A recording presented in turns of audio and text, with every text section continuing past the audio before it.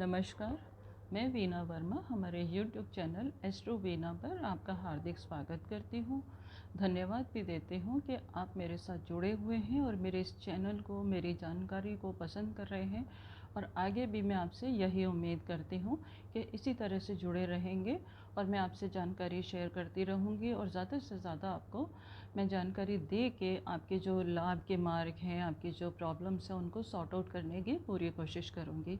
तो आज हम बात करते हैं कि धन वृद्धि के उपाय किस तरह से हमारे ऊपर लक्ष्मी की कृपा बनी रहे।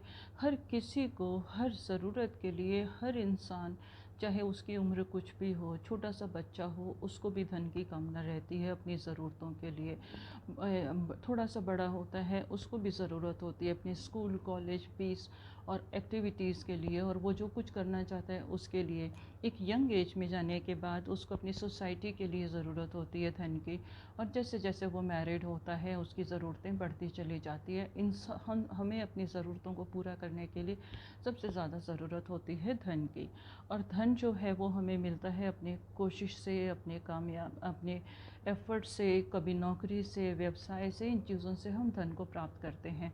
किसी किसी को धन, और जो धन जो है उसको प्राप्त करने के लिए, लक्ष्मी की कृपा प्राप्त करने के लिए सबसे ज़्यादा ज़रूरी है कि हम कर्म करें। कभी कभी ऐसा होता है कि हम दिन रात कर्म करते हैं। कुछ लोग ऐसा कर्म करते हैं कि वो थोड़ा सा काम करते हैं और उनको अच्छा मुनाफा हो जाता है। थोड़े टाइम में बहुत ज़्यादा पैसा इकट्ठा कर लेते हैं और उनकी ज़रूरतें पूरी हो जाती हैं। वो बहुत लग्जरीज इकट्ठी कर लेते हैं। और कुछ लोग ऐसे होते हैं जो दिन रात श्रम करते हैं। श्रम करने के बाद, दिन रात मेहनत करने के बाद इतना ही इकट्ठा कर पाते हैं कि हम अपने बच्चों को किसी तरह से एजुकेशन दे दें, अपनी लाइफ की जो छोटी छोटी ज़रूरतें हैं उनको पूरी कर दें। बड़ी ज़रूरतों के बारे में तो वो सोचते भी नहीं हैं कि हम बड़ी चीज़ें कैसे इकट्ठी करेंगे। कुछ लोग जो हैं छोटी चीज़ों में, उसमें गुजारा कर लेते हैं, और मैक्सिमम टाइम वो लोग यही सोचते हैं कि हम अपना जो है, हम लोगों ने जैसा भी जीवन निकाला है अपने बच्चों के लिए ज़्यादा से ज़्यादा करते हैं। बच्चों के लिए ज़्यादा से ज़्यादा करने के लिए वो फिर से दिन रात मेहनत करते हैं और अपनी सुख चैन कुछ भी गंवा देते हैं।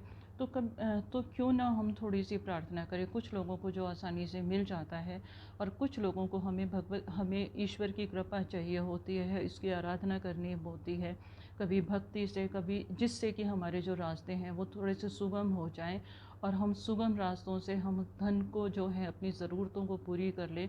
अगर हम किसी से रिक्वेस्ट करते हैं तो डेफ़िनेटली वो हमारी मदद के लिए आता है। आप मेरे से कुछ भी मांगेंगे, रिक्वेस्ट करेंगे कि आप मुझे दो, तो डेफ़िनेटली मैं पूरी कोशिश करूँगी कि आपको मैं हर चीज़ जो भी मेरे बस में है, जो भी मेरे हाथ में है, मैं वो दूँ। तो मैं आपसे सब ये जानकारी शेयर करने से पहले यही कहना चाहूँगी कि ये जो जानकारी मैं शेयर कर रही हूँ, इससे लक्ष्मी की कृपा आपके ऊपर बनी रहेगी, क्योंकि हम उसकी आराधना करेंगे। और हम उसकी आराधना कर रहे हैं, इसका मतलब ये नहीं है कि हम अपने कर्म से पीछे हट जाएं। वो हमें तभी हमारे को मेहरबान करेगी जब हम उसकी दिन रात आराधना भी करेंगे, साथ के साथ अपने कर्म भी इस तरह के करते चले जाएंगे कि हमारे पास जो आय की सोर्सेज ऑफ इनकम है वो बढ़ती चली जाएँ, और हम ज़्यादा से ज़्यादा मुनाफा कमा पाएँ। हम पुरानी चीज़ों में पढ़ते भी आ रहे हैं, बहुत पुरानी जो धार्मिक किताबें होती हैं, धार्मिक अनुष्ठान होते हैं, तो उसमें यही है कि किस तरह से लोग, मतलब कैसे कैसे उनमें प्रयत्न करते हैं। लोग यही सोचते हैं कि थोड़े से प्रयत्न से हमारा जो मनोरथ है वो पूरा कैसे हो। तो प्रयत्न भी करो, ईश्वर की कृपा भी पाओ। तो आज हम बात करते हैं कि लक्ष्मी की कृपा हम कैसे पा सकते हैं। तो लक्ष्मी की कृपा पाने के लिए मैं आपको 2-3 अचूक उपाय बता रही हूँ, जिनको सच्चे मन से करा जाए तो डेफ़िनेटली आपके विश्वास के ऊपर है और मेरी दी हुई जानकारी के ऊपर है, आपको लाभ होगा ही होगा। तो सबसे पहले आप सबको देवी की उपासना करें। देवी की उपासना, माता की उपासना किसी भी रूप में कर सकते हैं। माँ एक ऐसी चीज़ है, चाहे हम शक्ति की उपासना करें, चाहे हम लक्ष्मी की उपासना करें, चाहे हम सरस्वती की उपासना करें। शक्ति की उपासना करेंगे, दुर्गा की उपासना करेंगे तो हमारे अंदर काम करने की ताकत आएगी, हमारे अंदर एनर्जी आएगी और हम सरवाइव कर पाएंगे। सरस्वती की उपासना करेंगे तो हमें ज्ञान मिलेगा, ज्ञान से हमें लक्ष्मी की भी प्राप्ति होगी, और लक्ष्मी की भी प्राप्ति के लिए हमें लक्ष्मी की आराधना करनी पड़ेगी कि आप हमारे ऊपर मेहरबानी रखिए, हमारे ऊपर अपनी कृपा दृष्टि बनाए रखिए। तो इन तीनों की ही उपासना बहुत ज़रूरी है। पर हम देवी के किसी भी रूप के सामने अगर हम चाहें तो हम क्या कर सकते हैं कि देवी के किसी भी रूप की आराधना करने के लिए हम लक्ष्मी का नाम लेंगे। लक्ष्मी जो है वो सभी के अंदर है, हमारे अंदर भी है, आपके अंदर भी है। तो लक्ष्मी की आराधना करने के लिए देवी के रूप के सामने हम एक लौंग चढ़ाएं, दीपक जला के एक लौंग चढ़ाएं और एक हम मंत्र का जाप करें। कम से कम 108 बार वो मंत्र हमें अवश्य करना चाहिए। ओम श्रीम श्रीये नमः, ओम श्रीम श्रीये नमः। ये अगर हम करेंगे और प्रार्थना करेंगे कि आप हमारे ऊपर मेहरबानी बनाए रखिए, हमारे ऊपर कृपा दृष्टि बनाए रखिए, तो कोई ऐसा साधन नहीं है कि उसकी हमारे ऊपर कृपा ना हो। और जो लौंग हमने जो इस्तेमाल करी थी पूजा में, जो हमने इस्तेमाल करी थी, वो लक्ष्मी का प्रसाद समझ के हम किसी भी रूप में उस प्रसाद को ग्रहण करें। हम अपनी सब्जियों में डाल सकते हैं, उसको हम अपनी चाय में डाल के यूज़ कर सकते हैं, क्योंकि वो माँ का प्रसाद है। अगर हम उसको ग्रहण करेंगे तो धीरे धीरे विश्वास मानिए कि आपकी जो आर्थिक समस्याएं हैं वो धीरे धीरे कम होनी शुरू हो जाएंगी। कम होते होते धीरे धीरे ख़त्म हो जाएंगी और हमें छोटी छोटी चीज़ों के लिए दूसरों के आगे मुंह नहीं देखना पड़ेगा कि कौन हमारी आगे हेल्प करे। एक और उपाय मैं बता रही हूँ कि गुरु पुष्य नक्षत्र के दिन या गणेश चतुर्थी के दिन हम हल्दी की गांठ ले लें। हल्दी की 5 गांठें ले लें, उनको शुद्ध करके उनको पीले कपड़े में रख के हम अपने मंदिर में कहीं भी स्थापित करें और उसको माता लक्ष्मी का रूप माने, उसकी पूजा करें, उनको तिलक लगाएं, हल्दी का ही तिलक लगाएं।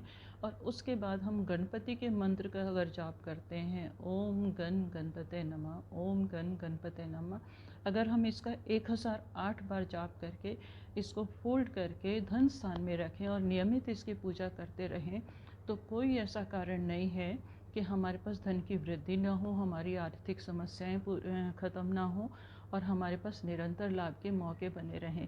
क्या है कि हम जब काम करते हैं, हम जब अर्थ प्राप्त करना चाहते हैं, तो हमारे लिए गाइडेंस होना भी बहुत ज़रूरी है।